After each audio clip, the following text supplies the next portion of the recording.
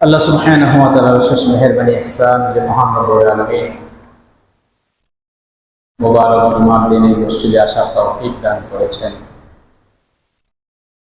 এবং নামাজের পূর্বে আল্লাহ তাআলার কালাম আল্লাহর হাবিব মুহাম্মদুর রাসূলুল্লাহ সাল্লাল্লাহু আলাইহি ওয়াসাল্লামের মুবারক বাণী থেকে বলা শোনার তৌফিক দান করেছেন। আলহামদুলিল্লাহ। কোরআন কারীমের সূরা আলে ইমরানের 26 নম্বর আয়াত এবং সূরা বনী ইসরাঈলের 81 নম্বর আয়াত তেলাওয়াত করেছি। রাসূলুল্লাহ সাল্লাল্লাহু আলাইহি ওয়াসাল্লামের হাদিসের বিশাল অধ্যায় থেকে ছোট্ট একখানি হাদিস তেলাওয়াত করেছি। মুহতারাম হাজিরিন, আল্লাহ সুবহানাহু ওয়া তাআলা এই পৃথিবীকে মধ্যে মানুষকে সমস্ত আশরাফুল মাখলুকাতের মধ্যে সর্বশ্রেষ্ঠ জীব আল্লাহ রাব্বুল আলামিন বানিয়েছেন।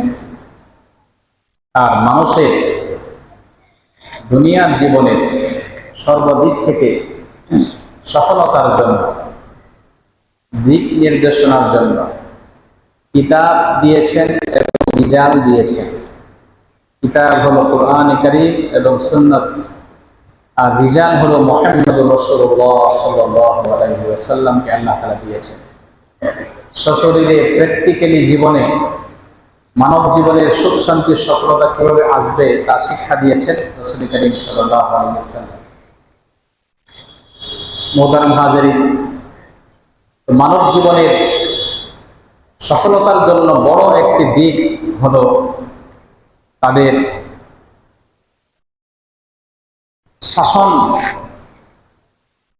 শাসক এবং শাসিত। এর মধ্যে একদল প্রশাসনের লোক হবে, আরেক দল জনগণ হবে। গত জুমাতে আলোচনা করতেছিলাম,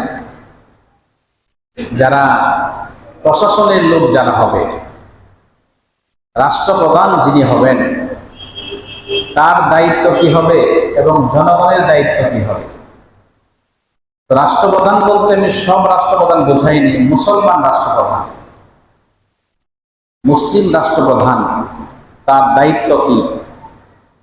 মুসলিম রাষ্ট্রপ্রধান যদি সে তার দায়িত্ব পালন করে তার লাভ কি, আর যদি দায়িত্ব পালন না করে তার ক্ষতি কি, ইহকালীন ক্ষতি, পরকালীন ক্ষতি। এর কিছু আলোচনা গত জুমাতে, আগের জুমাতেও করেছিলাম। সেই প্রসঙ্গে অনেকগুলো হাদিসের ভান্ডার আপনার সামনে নিয়ে বসেছিলাম।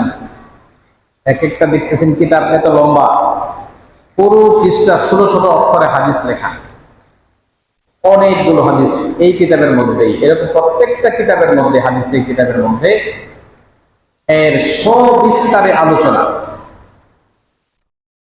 আসছে। কয়েকটি হাদিস আমি নোট করেছি, দাগ দিয়েছি আমি, যেগুলো আপনাদের সাথে পড়ে শোনাবো, সরাসরি হাদিস থেকে পড়ে শোনাবো। মুহতারাম হাজিরিন,